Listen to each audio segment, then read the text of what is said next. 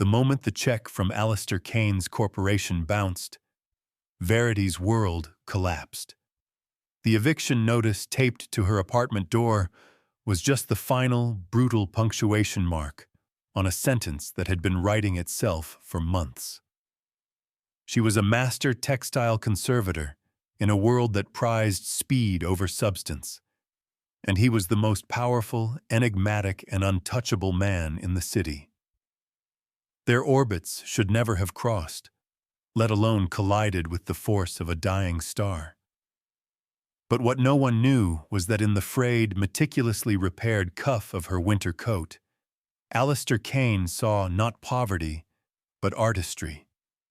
He saw a patience that bordered on the eternal, and a precision that he himself had cultivated over centuries of lonely, disciplined existence. And for the first time in 300 years, he felt the stirrings of a forgotten, dangerous hope. If you believe that being truly seen is the most powerful magic of all, type "I see you" below, and let me tell you what happened next. To understand how she got there, you need to know about Verity. She had hands that could coax secrets from threads a century old. She was a textile conservator, a specialist in a field so niche it was nearly invisible. Her colleagues in the broader art world had moved on to digital archives and chemical shortcuts, but Verity still believed in the slow, patient magic of needle and thread, of understanding the soul of a fabric before daring to mend it. This devotion had cost her. Her last major contract, a promised position at the City Museum, had been pulled by a new curator, Julian Croft, who'd called her methods a quaint and financially unviable indulgence. So she'd taken a temporary job in the physical archives of Caine Corporation, a sprawling global conglomerate run by the phantom-like Alistair Caine. It was soul-crushing work, filing, cataloging, breathing in the dust of modern paper, but it paid the rent. Or it was supposed to. The day had started with a curt email from the payroll department, a clinical explanation of a system-wide processing error affecting contract workers. Then came the call from her landlord, his feigned sympathy barely masking the triumphant greed in his voice. The final blow was the notice itself, stark white against the peeling paint of her door, its block letters screaming her failure to the entire building. Humiliation was a cold, sharp thing, but desperation was a fire.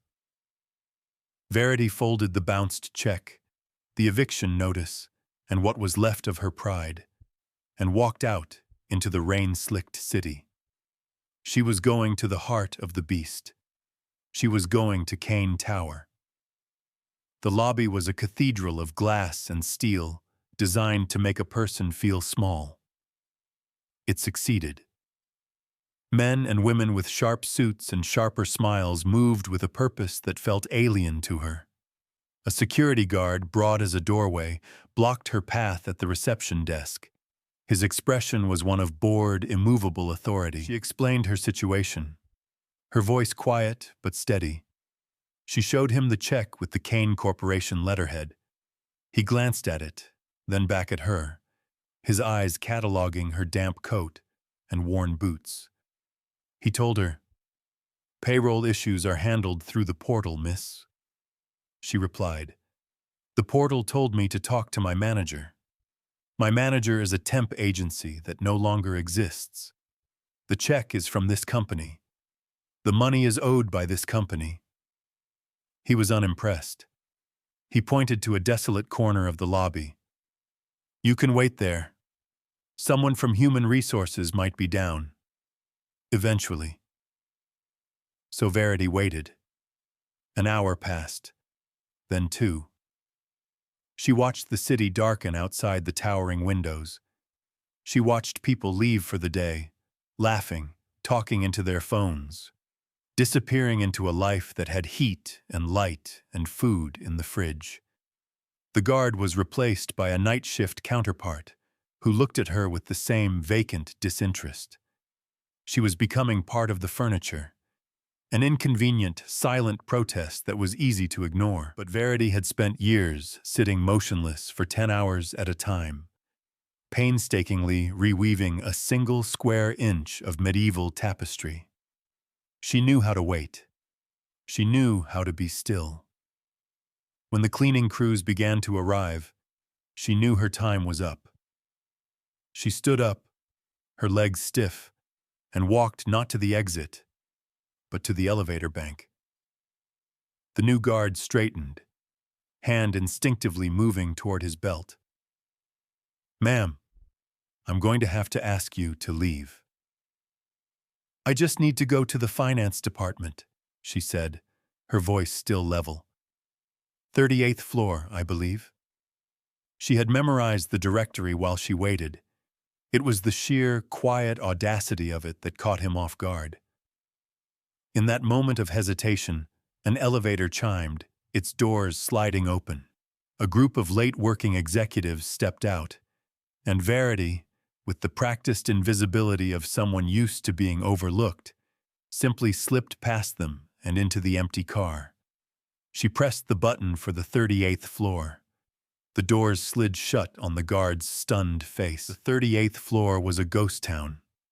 Desks were empty, computers slept. A single light burned in a glass-walled office at the far end of the floor. She walked toward it, her footsteps echoing on the polished concrete. Inside, a man was hunched over a stack of papers, his tie loosened. He looked up as her shadow fell across his desk. She laid the bounced check down. "This was issued by your company," she said. Then she laid the eviction notice next to it. "And this is the result." The man, a senior accountant by the look of him, sighed a deep, weary sigh. He pushed his glasses up his nose. "Look, lady, I don't know what to tell you. The system is down. It's a mess. We're working on it." "I will be homeless tomorrow," Verity stated. It wasn't a plea. It was a fact. "And I'll be unemployed tomorrow if I can't fix this colossal screw-up," he shot back, his own stress boiling over. "Take a number. The whole city's got problems." It was the casual cruelty of that dismissal that finally broke through her composure. Not in a shout, but in a terrible, bone-deep stillness. She simply stood there, a silent monument to corporate indifference. It was then that the air in the room changed. A sudden, inexplicable cold seeped from the corners of the office, chilling the air and raising the hairs on Verity's arms. The fluorescent lights overhead flickered once, twice, and then dimmed to a conspiratorial twilight. The low hum of the building's ventilation seemed to fall silent. Both Verity and the accountant looked up, startled. A figure stood in the doorway of the office, a silhouette against the dim light of the main floor. He was tall and impossibly still, dressed in a suit so dark it seemed to drink the light around it. He hadn't made a sound, but his presence filled the entire space, vast and ancient and cold. Alistair Caine. His face was all sharp angles and severe beauty, framed by dark hair. But it was his eyes that held you. They were the color of night, of obsidian, and they saw everything. He took in the scene, the stressed accountant, the papers, the woman in the worn coat. The accountant scrambled to his feet. "Mr. Caine, sir, I apologize. This woman, she shouldn't be up here." Caine's gaze didn't move from Verity. It wasn't an appraisal. It was a study. He wasn't looking at her face, not at first. His eyes were fixed on the cuff of her left sleeve. Where the seam had frayed, she had repaired it herself with a tiny, intricate herringbone stitch. The dark blue thread almost a perfect match, a testament to a skill and patience that was utterly out of place in this world of disposable everything. He saw the ghost of a similar stitch on a banner that had flown over a forgotten battlefield. He saw it in the mended shroud of a queen who had died 1,000 years ago. He saw a language he hadn't encountered in the living world for centuries. His attention lifted from her cuff to her hands, which were clasped in front of her. They were not the hands of a typical office worker. They were steady, capable, with faint calluses on the fingertips and a certain practiced stillness. Finally, his gaze met hers. Verity didn't flinch. She had spent her life looking at things that were fragile and damaged, seeing not their ruin, but their history and their potential for restoration. She looked at the most powerful man in the city, at the unnerving cold that radiated from him, at the shadows that seemed to pool a little too deeply in the hollows of his cheeks, and she felt a flicker not of fear, but of recognition. A profound and ancient weariness. "What is your name?" Caine's voice was a low vibration, like the sound of stone shifting deep underground. It was a voice that expected and received absolute obedience. "Verity," she said, her own voice surprisingly clear in the heavy silence. He took a step into the office. The accountant shrank back as if the temperature had dropped another 20 degrees. Caine's eyes moved to the papers on the desk. He didn't read them so much as absorb them in a single sweeping glance. He looked back at the accountant. "Mr. Davies, you will wire the funds to cover this woman's delinquent payment, plus a penalty for our error equal to 3 months of her salary, directly to her landlord's account. You will then wire a full year's salary into her personal account. You will do this now." Davies stared, mouth agape. "Sir, the system—" "I can't." Caine's gaze sharpened, and the lights flickered violently. "You can, and you will. Then you will go home and forget this entire evening occurred." The words were not a suggestion.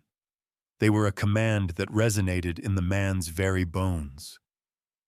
Davies, pale and trembling, turned to his computer, his fingers flying across the keyboard with a speed born of pure terror. Caine turned his full attention back to Verity.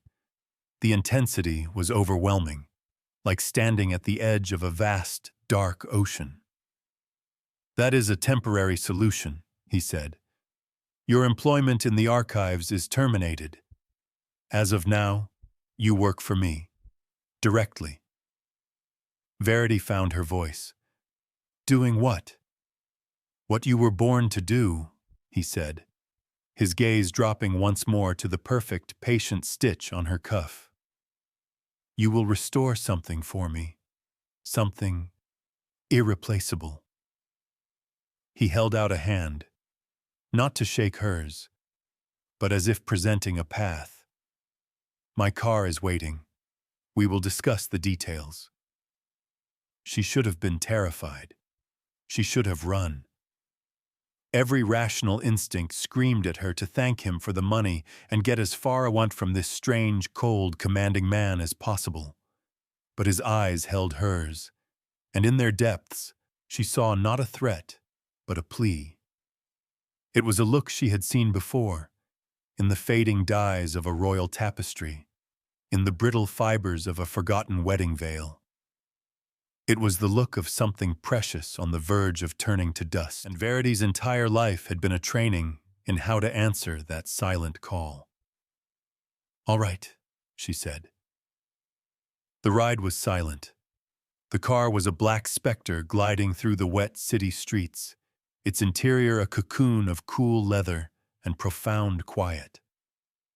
Alistair Caine sat beside her, but not touching, radiating a palpable chill that had nothing to do with the autumn night. He stared out the window, his profile a sharp, elegant cut against the blur of neon and streetlights. The shadows inside the car seemed to move with him, clinging to his shoulders, deepening in the space between them. Verity's mind was reeling. One moment she was facing eviction, The next, she was in a car that cost more than her entire life's earnings, next to a man who had solved her problems with a few quiet, terrifying words. He'd said she would work for him, restoring something. It was the kind of offer she had dreamed of, a private commission, a true patron. But the circumstances were so bizarre, so unnatural. Her apartment building looked even more shabby and defeated when they pulled up in the sleek, black car. Caine didn't wait for the driver. He got out and opened her door himself, an old-world gesture that felt both courteous and possessive. He followed her up the 3 flights of stairs, his footsteps making no sound on the worn linoleum. The air in the narrow hallway grew cold as he approached her door, where the eviction notice still hung like a trophy of her failure. Verity's hand trembled slightly as she put the key in the lock. Caine reached past her, his fingers cool and firm as he plucked the notice from the door. He folded it once, twice with a precise, deliberate motion and slipped it into the pocket of his immaculate suit. "This no longer has any power over you," he said. His voice was softer now, but it still held that resonant, stony quality. Inside, her small apartment was a study in controlled chaos. Boxes were half-packed in anticipation of the inevitable. Books on historical dyes and weaving techniques were stacked on every surface. A small loom stood in the corner, a half-finished project of her own design gleaming with silk threads. It was a space dedicated to a single, quiet passion. Caine took it all in, his dark eyes missing nothing. He walked over to the loom, his long fingers hovering just above the threads, not daring to touch. "This is yours?" "Yes," Verity said. "I practice on my own time." "You do not practice," he corrected gently. "You maintain a skill few in this world still possess." He turned to face her, and the full weight of his attention was a physical force. "The work I have for you will require that skill in its purest form. It will demand all of your time, all of your focus. You will not be able to do it here." A knot of apprehension tightened in her stomach. "Where then?" "My estate, outside the city," he said simply, as if it were the most natural thing in the world. "I have a private collection. The piece I need you to work on is there. It cannot be moved. You will have a dedicated studio, any materials you require, anything you need. Your compensation will be more than you can imagine." He was buying her life. That's what it felt like. Not just her time, her skill, but her very presence. He was relocating her, isolating her. "Why me?" she asked, the question raw and honest. "You could hire any expert in the world, the top people from any museum." His expression became distant, a shadow passing over his features. "I have. They have all failed." He took a step closer, and the cold intensified. They saw a damaged artifact. They wanted to stabilize it, catalog it, encase it in a sterile environment. They approached it with science. They did not approach it with reverence. His eyes met hers again. "They did not see what it is, but you do. I saw it in your face tonight. You see the soul in things." It was the most profound compliment she had ever received, and the most terrifying. "You will be safe," he continued, as if sensing her fear. "You will be comfortable. You will be free to leave at any time. But I do not think you will want to once you see it." He paused. "Pack what is essential to you, what you cannot live without. A car will be here for you at dawn." And then, as silently as he arrived, he was gone. The air in the apartment slowly warmed, the oppressive weight of his presence lifting.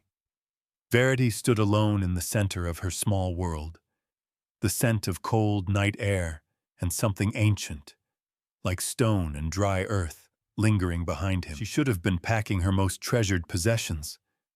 Instead, she walked to the window and looked down at the black car waiting at the curb. A part of her, the logical, frightened part, was screaming. But another, deeper part, the part that understood the language of decay and restoration, felt a pull as strong and undeniable as gravity. He was a ruin of a man, she sensed, a magnificent, terrifying ruin. And he was asking her, and only her, to help him save a piece of his soul. At dawn, when the car arrived, she was waiting. The estate was less a house and more a small kingdom carved out of the forest and fog, an hour's drive from the city. A long, winding road led through dense woods before opening onto a breathtaking sight. The main house was a masterpiece of contemporary Gothic architecture, sharp lines of black steel and dark glass rising from a foundation of old gray stone. It stood on a bluff overlooking a churning, slate-gray lake, beautiful and forbidding in the morning mist.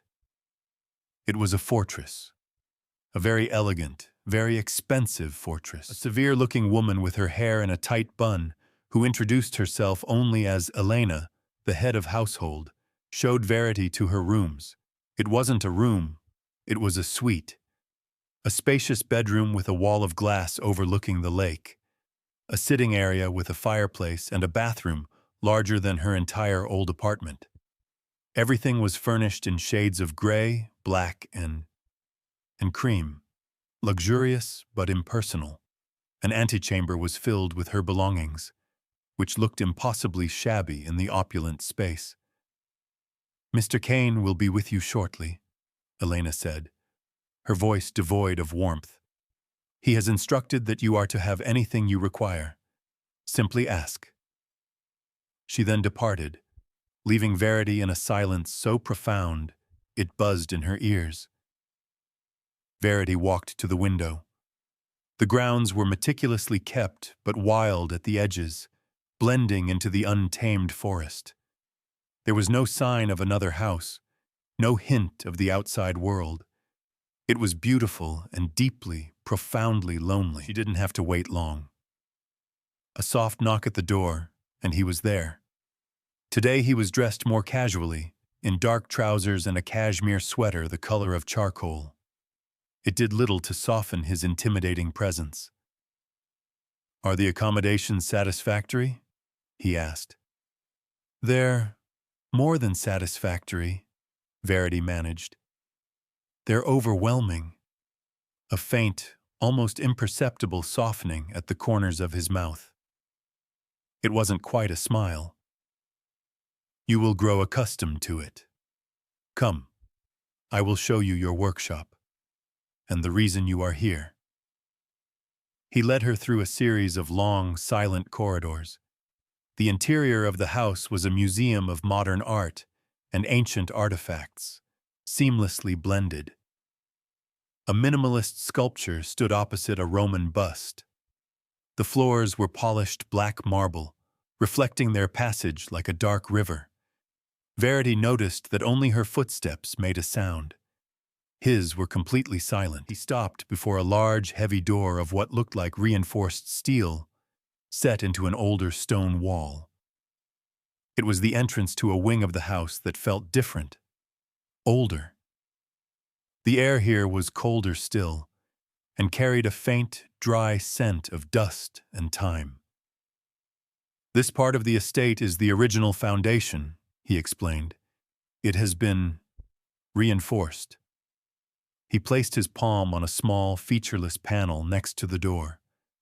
There was a low hum, a series of clicks from within the door, and it swung inward with a sigh of pressurized air. This was his true motive, the reason she was here. This was the moment of revelation. He led her inside. The room was a large, circular vault. It was dimly lit, and the temperature was precisely controlled, cool and dry. In the exact center of the room, on a raised black marble dais, was a large, hermetically sealed glass case. And inside that case, draped over a conservation-grade form, was the most heartbreakingly beautiful and damaged piece of fabric Verity had ever seen. She stopped breathing. She walked toward it as if in a trance. It was a large tapestry, or perhaps a banner or a shroud. It was impossible to tell, for its edges had frayed into nothingness. The base fabric was a linen so fine it was almost translucent, darkened with age to the color of old ivory. Woven into it, with a skill that was nothing short of divine, were patterns of silver and a deep cobalt blue. The silver threads were tarnished and broken. The blue threads faded to a ghostly whisper. The entire piece was fragile, rent with holes and weakened by time, a ghost of its former glory. But it wasn't dead. Even through the thick glass, Verity could feel it. A faint energy, a lingering echo of immense power and immense sorrow. It was the saddest object she had ever encountered. "What is it?" she whispered, her hand rising to rest on the cool glass of the case.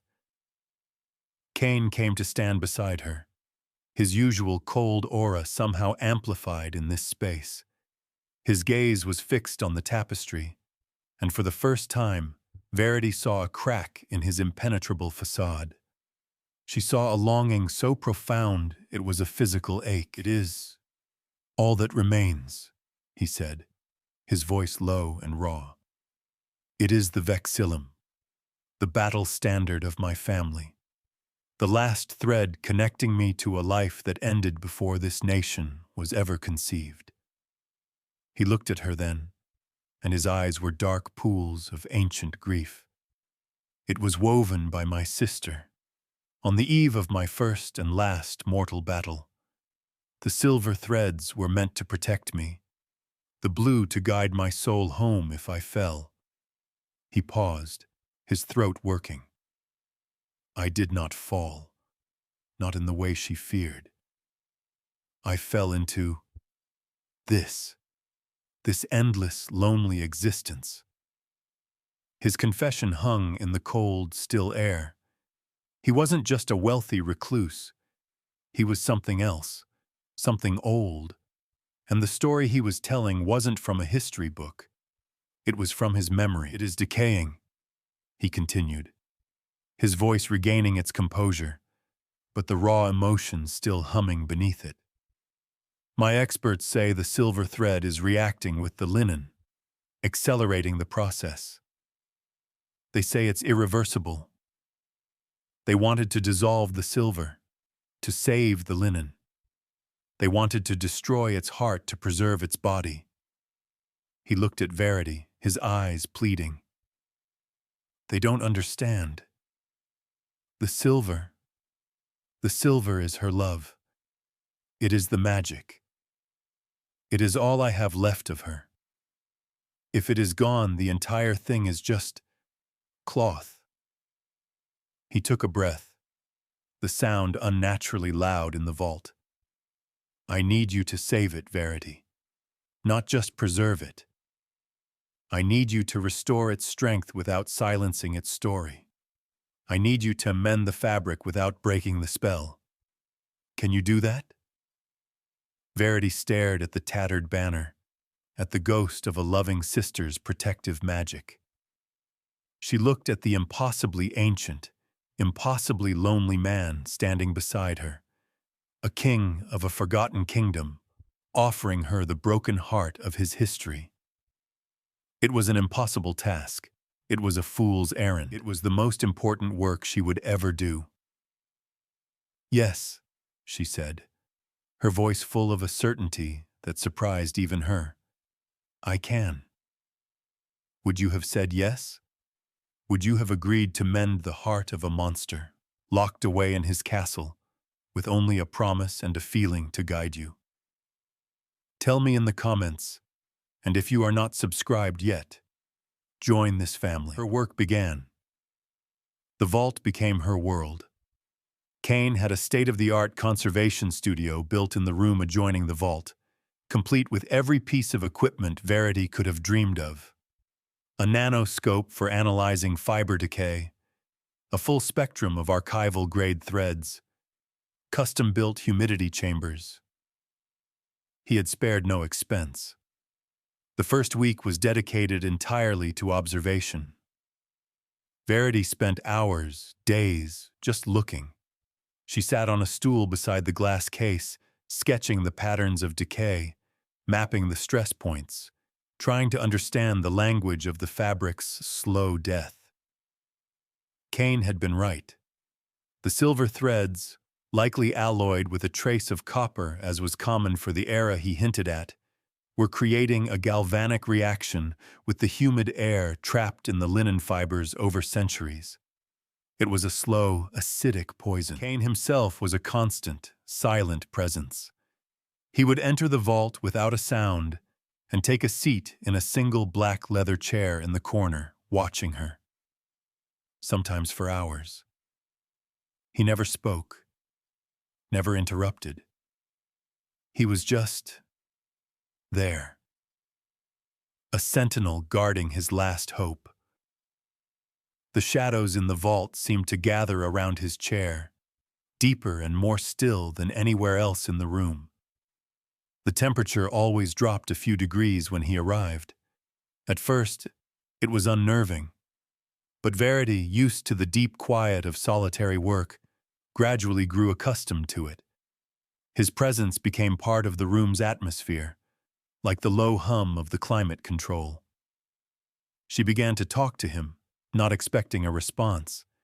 She would murmur her thoughts aloud. "The warp threads are surprisingly strong here. I think the blue dye might be woad, but there's something else in it. Something that stabilized the fiber. Look at the tension in this weave." She was a master. One evening, as she was analyzing a digital micrograph, she said, mostly to herself, "If I could just neutralize the acidic off-gassing from the silver without removing it. Maybe a vapor phase inhibitor. But that could cause discoloration." From the corner, his voice startled her. "In my sister's time, they would pack delicate silverwork in chests of camphor wood. They believed the wood's spirit soothed the metal's spirit and kept it from tarnishing." Verity froze, her fingers hovering over the keyboard. Camphor.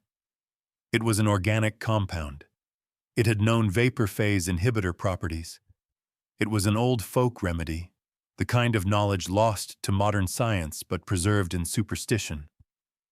It was also brilliant. She looked over at him. He was staring at the case, his expression lost in memory. "She was always complaining about the smell," he murmured. But her silver embroidery never lost its shine. It was the first piece of the puzzle. Working with Caine's vast resources, she was able to procure pure, refined camphor oil and devise a system to slowly introduce its vapor into the sealed case, creating a microenvironment that would, hopefully, arrest the decay. It was a risk. But it was a calculated one, based on a whisper of ancient knowledge from the man who was himself a living fossil. As the weeks turned into a month, a strange, quiet rhythm developed between them. He would appear in the evenings. She would work and he would watch. Sometimes she would ask him questions about the banner, and he would answer with stories that felt like myth. He spoke of a land of cold mountains and dark forests, of raids in the twilight, of honor and blood, and a sky filled with unfamiliar stars. He never used the word "I." Always one would, or they believed. But Verity knew he was speaking of his own life. He was, she realized, the ultimate primary source. He was the history the banner depicted. One night, she was working late, meticulously cleaning a small, relatively stable section of the linen with a specialized conservation sponge. Her hand slipped, and the corner of a metal tool tray grazed her finger. It wasn't a deep cut, just a scratch, but a single, perfect bead of crimson welled up. The reaction in the room was instantaneous and violent. The temperature plunged. The air grew thick and heavy, crackling with a sudden, immense pressure. The lights in the vault flickered wildly and then went out, plunging them into absolute darkness, save for the faint emergency light over the exit. From the corner, there was a sound, a low, guttural growl that was utterly inhuman. Verity's heart hammered in her chest. She couldn't see him, but she could feel him. A predator, ancient and powerful, had just been awakened by the scent of her blood. And then she saw his eyes. 2 points of burning, incandescent red, glowing in the darkness. They were filled with a terrifying, ravenous hunger. Fear, cold and sharp, pierced her. But it was immediately followed by something else. Compassion. She saw the struggle in those burning eyes, the fight for control. This wasn't just hunger. It was pain. "It's okay," she whispered into the darkness, her voice trembling only slightly. "It's just a scratch." The red eyes flared, then vanished as he squeezed them shut. There was a sound of a sharp, agonized intake of breath. When the lights flickered back on a moment later, he was standing directly in front of her, though she hadn't heard him move. His face was a mask of torment, his hands clenched into white-knuckled fists at his sides. He was breathing heavily, his chest rising and falling in a way she had never seen before. He didn't look at her. He looked at the tiny drop of blood on her finger. With a speed that blurred, he was at the other side of the room, opening a first aid kit she hadn't even known was there. He returned, placing it on the table beside her, then retreated several paces, keeping his distance as if she were the dangerous one. "Clean it," he ordered, his voice tight and strained. "Cover it." Verity, her hand shaking, did as he said. She cleaned the small wound and applied a bandage. All the while she could feel his intense focus, his struggle. When she was done, she looked up at him. He looked ravaged, exhausted by the effort of his own self-control. She didn't ask what he was. She didn't need to. In that moment she understood. The cold, the stillness, the silent movement, the ancient knowledge, the impossible speed, the crimson eyes. He was a vampire, a creature of myth, living in a steel and glass palace, grieving a sister dead for 1,000 years. He was the first and greatest of his kind, a vampire king in self-imposed exile. She looked at her bandaged finger, then back at him. She offered him a small, tentative smile. "Thank you. I'm okay." The tension in his shoulders eased by a fraction. The agony in his face subsided, replaced by a profound self-loathing. "I am sorry," he rasped. "You should not have had to see that." "See what?" she asked softly. "A man fighting a battle with himself? I see that every day in the mirror. Yours is just older." Her acceptance, her lack of fear, seemed to shatter him. He simply stared at her, and for the first time, the lonely, grieving man was more present than the powerful, ancient creature. He took a single, hesitant step toward her, then another. He gently took her hand, his fingers impossibly cold against her skin, and raised her bandaged finger to look at it. His touch as light as a moth's wing. "You are extraordinary, Verity," he whispered. And in that moment, the vault felt less like a prison and more like a sanctuary. That night marked a shift. The fragile trust between them began to solidify into something deeper. He still watched her work, but now, sometimes, he would bring her things. A cup of rare, fragrant tea, a plate of food from the kitchen when he knew she had forgotten to eat, a soft cashmere blanket he would drape over her shoulders when the chill of the vault became too much. He was learning to care for her, and she was learning to accept his strange, silent acts of tenderness. One night, she fell asleep, her head pillowed on her arms at her workbench, exhausted from 16 straight hours of painstakingly realigning a handful of silver threads. She woke hours later, not to an alarm, but to a profound sense of peace and warmth. Someone had draped a heavy, exquisitely tailored coat over her. It smelled of him, of cold night air, old stone, and a faint, clean scent of camphor. She sat up and saw him. He was in his chair in the corner, as always. He hadn't woken her. He hadn't left. He had simply sat there, all night, watching over her as she slept. The shadows in the room were drawn around him like a fortress wall, and in their depths, she felt not menace but an absolute, unwavering protection. She met his gaze across the silent room, and a quiet understanding passed between them. He was her patron, her employer, her jailer of sorts, but he had also become her guardian. And in this cold, lonely castle, under the watchful eyes of a creature of the night, Verity had never felt safer in her life. The news of her new position, as it inevitably would in the small, gossipy world of art conservation, eventually leaked out. And it reached the one person Verity wished it wouldn't: Julian Croft.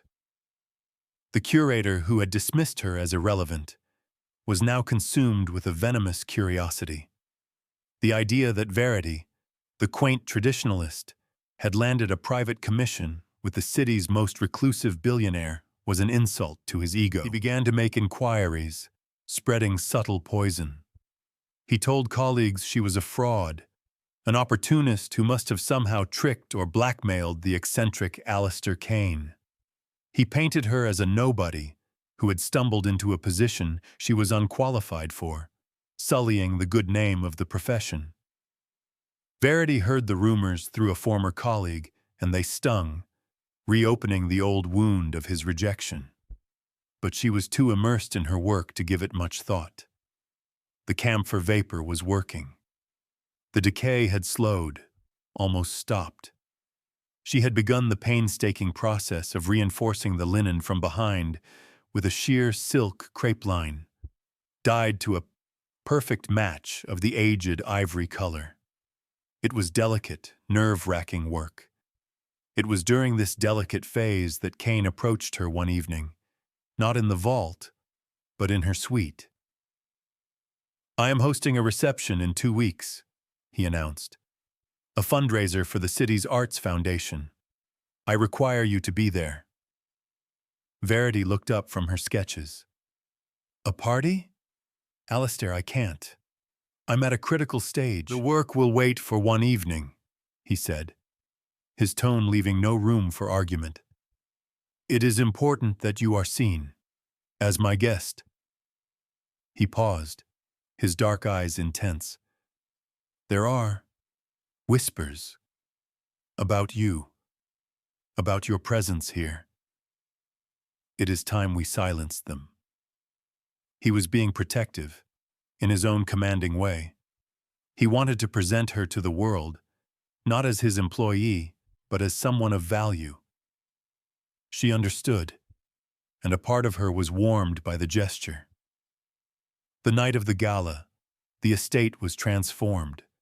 Hundreds of cars lined the long drive.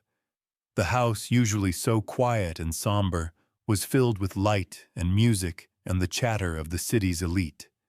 Verity felt like an alien. Elena had procured a dress for her, a simple, elegant column of deep cobalt blue silk that shimmered like a star-dusted night sky. It mirrored the faded blue of the banner, a subtle, private tribute that only she and Caine would understand. When he saw her at the top of the grand staircase, he stopped dead. For a moment, the mask of the cold, powerful magnate fell away, and she saw the ancient, lonely man, struck by a beauty he had thought lost to the world. He came to her, taking her hand and brushing his cold lips against her knuckles. "Tonight," he murmured, his voice for her ears alone, "you outshine every star in the sky." He kept her by his side all evening, a silent public declaration. He introduced her to museum directors, gallery owners, and patrons of the arts. He did not introduce her as his employee. He introduced her as Verity, a master conservator of unparalleled skill. And then she saw him. Julian Croft, schmoozing by the champagne fountain, his eyes wide with a mixture of envy and disbelief as he watched her on the arm of Alistair Caine. He made his way toward them, a smug, predatory smile on his face. "Verity, my dear, I almost didn't recognize you out of your dusty workshop," he began, his voice loud enough for those nearby to hear. "So this is where you've been hiding. I must say, Alistair, you have a taste for rustic charm." Caine's hand tightened almost imperceptibly on Verity's arm. The air around them grew noticeably cooler. Verity, however, did not shrink. She had spent months in the presence of a true predator. A petty social carnivore like Julian Croft held no terror for her. She met his gaze, her own expression calm and steady. "Julian, how lovely to see you're still confusing cost with value." Croft's smile faltered. He turned to Caine. "You must be careful, Alistair. This one has a reputation for being difficult. Her methods are antiquated, commercially unviable. A lovely hobby, perhaps, but not serious work." Before Verity could even reply, Caine spoke.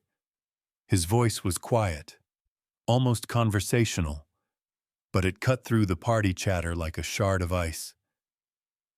"Mr. Croft, I was just about to make an announcement." He stepped onto a low dais, tapping a glass for attention. The room fell silent.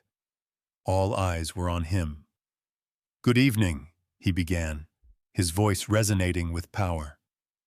"I am pleased to announce a new initiative by the Caine Foundation. We will be funding the construction of a new wing at the City Museum, a state-of-the-art center for textile research and preservation, dedicated to the study and care of historical fabrics." A wave of excited murmurs went through the crowd. Caine held up a hand for silence. "This center will be a place where artistry is valued over speed, where patience is seen as a virtue, not a liability. It will be a global center of excellence, and it will require a director of singular vision and unimpeachable skill." He turned, his dark eyes finding Verity in the crowd. He extended a hand toward her. "And I am honored to announce that it will be under the sole direction of its new chief curator, a true master of her craft, whose value is, as she so rightly noted, immeasurable. Miss Verity."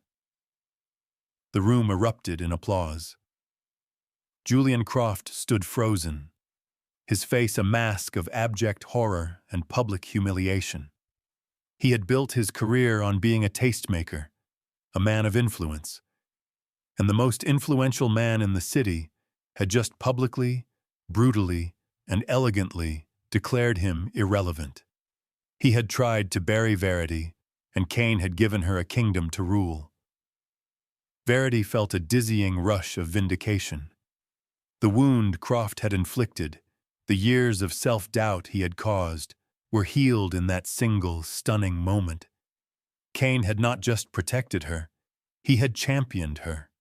He had seen her, and he had made the world see her too. Later that night, long after the guests had departed and the house had returned to its deep silence, a more direct threat emerged. It was not born of social jealousy, but of ancient hatred. A rival, another of Caine's kind, but younger, more feral, had been watching the estate for weeks. He had seen Verity. He saw her not as a partner, but as a weakness, a mortal pet, a pressure point to be exploited against the old, powerful vampire king who had claimed this territory. He breached the estate's outer security, a ghost in the woods. Verity was in her suite, still giddy from the evening, when the glass of her window overlooking the lake suddenly frosted over, cracking from an unnatural cold. The door to her suite burst open, but it wasn't the intruder. It was Caine. His face was a mask of cold fury, his eyes already beginning to glow with a faint, dangerous light. "Stay here. Do not leave this room," he commanded, his voice a low growl. But Verity had seen the terror in his eyes when he thought he might harm her. She would not let him face this alone. "No," she said, her voice firm. Before he could argue, a shape coalesced out of the shadows on her balcony. A man, thin and gaunt with hungry eyes, smiled a predator's smile, showing pointed teeth. "Caine," he hissed. "Growing soft in your old age? Keeping pets?" Caine moved. It was not human movement. He did not run. He simply ceased to be by the door and appeared between Verity and the window, a silent, dark wall. The shadows in the room writhed, stretching from the corners, flowing toward him, becoming extensions of his will. They were not just an absence of light. They were a tangible force, a writhing, living darkness. "You should not have come here," Caine said, his voice dropping to a register that made the very air vibrate. The intruder lunged, impossibly fast, but Caine was faster. The fight was not a brawl. It was a collision of impossible forces, a whirlwind of shadow and fury. Verity saw glimpses, a hand that moved faster than the eye could follow, a blow that shattered the thick balcony railing, eyes burning with crimson fire. It was terrifying. It was awesome. It was the raw, untamed power of the creature she had come to know. And she was not afraid. The fight was over in seconds. The intruder lay broken on the ruined balcony, dissolving into ash and shadow. Caine stood breathing heavily, the storm of his fury slowly receding. The living shadows retreated, flowing back to the corners of the room. He turned to her, his face still bearing the marks of his inhuman rage, his eyes still glowing faintly red. He looked like a monster.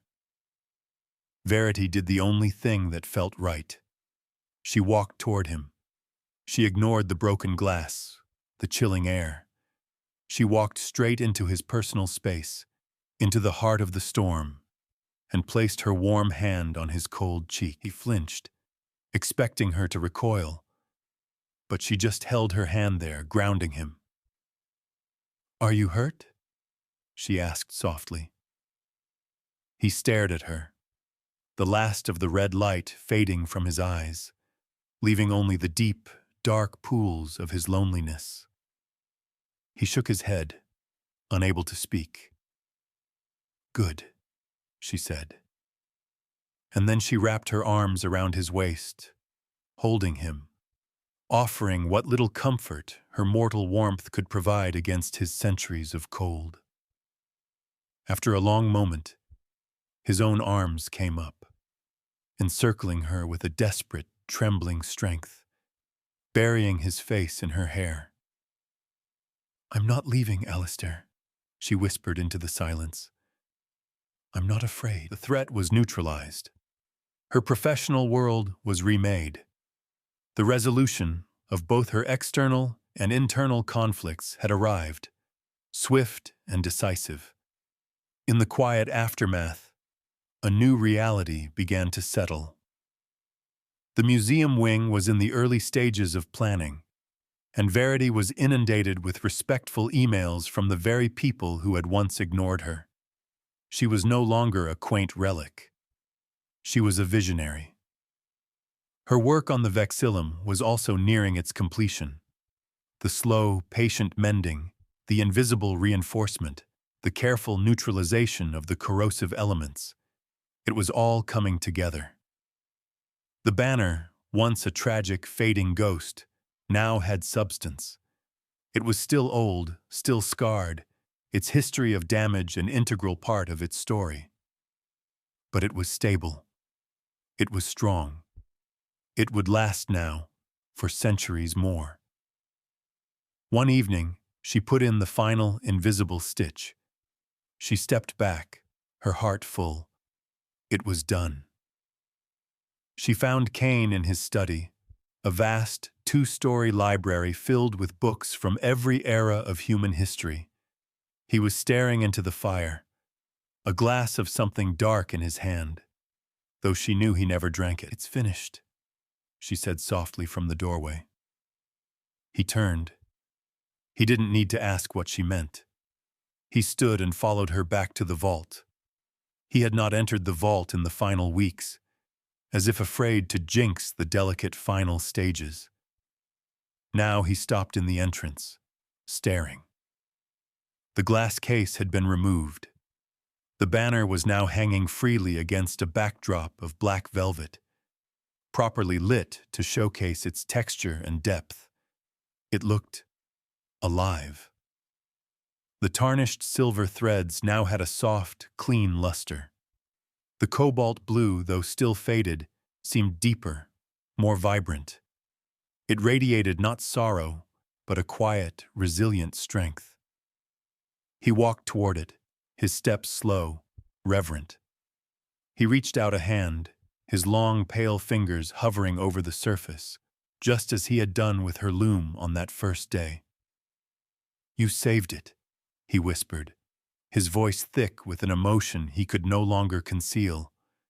"Verity. You saved her memory." He finally let his fingers touch the fabric, a touch so gentle it was barely there. "You saved me." He turned to her, and his eyes held the weight of 1,000 years of gratitude. "The world sees a magnate. My enemies see a monster. The whispers at the party called me a vampire king." He took her hands, his cold grasp a familiar comfort now. "You saw a man with a fading memory, and you gave it back to me." He pulled her closer, his gaze searching hers. "I have spent centuries building an empire of solitary power, a fortress of wealth and darkness. But a fortress is a prison if you are the only one in it." He brought one of her hands to his lips. "I find I have no wish to rule this world, not even as a vampire king without you in it. Stay with me, Verity, not as my conservator, not as my guest, as my partner, in this house, in this life." It wasn't a question of love, not in the simple, human sense. It was a statement of fact, a recognition of a bond that had been forged in silence and trust, and the shared work of restoration. He was a ruin, and she was the one who knew how to make broken things whole again. She was a dismissed treasure, and he was the one who saw her true, immeasurable value. "Yes," she said, her heart so full it felt it might burst. "Yes, Alistair." A year passed, a year of quiet days and long, shared nights. The museum wing opened to international acclaim, with Verity at its helm.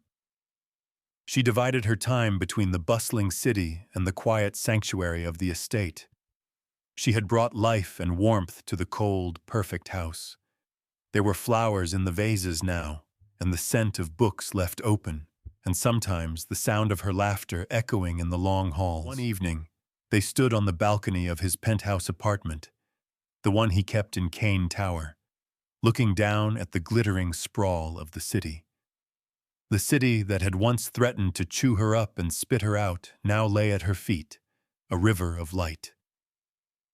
Alistair stood behind her, his arms wrapped around her, his chin resting on the top of her head. The familiar, comforting chill of his body was a shield against the night air. "Are you happy, Verity?" he asked, his voice a low rumble against her back. "I am," she said, leaning into his embrace. "More than I ever thought possible." They stood in silence for a long time, watching the endless flow of traffic, the lives of millions playing out below them. His next words were quiet, hesitant, freighted with the weight of eternity. "This life you have," he began, "it is a beautiful, brilliant, fleeting thing, like a perfect sunrise. I could watch it forever. But it will end." She knew this conversation was inevitable, the unspoken question that lay at the heart of their impossible love, her mortality. He turned her in his arms to face him, his hands cupping her face, his dark eyes filled with a love that was as deep and vast as time itself. "I can offer you more sunrises, an eternity of them, to join me in my long night. But the cost is everything. The warmth of the sun on your skin, the taste of food, the simple, beautiful, painful arc of a human life." He searched her face, his expression tender and agonizingly open. "It is your choice, Verity, always, to live this life with me for as long as it lasts. I will cherish every moment, and I will grieve you for 1,000 years when it is over. Or you can choose to join me in mine when you are ready, if you are ever ready. Either way, I will not spend a single night of it without you." Verity looked up at him, at this ancient, powerful, lonely creature who had seen empires rise and fall, who commanded shadows and yet was brought to his knees by a simple act of kindness. The man who had seen the master in her when the world saw only a failure. She raised a hand to his face, her warm palm against his cool cheek, just as she had done on that night of violence and fear. She saw the future stretching before them, a future of shared quiet, of discovery, of a love that defied time itself. The choice he offered was not a burden. It was the ultimate gift, a shared destiny. She smiled, a slow, sure smile that lit up her entire face.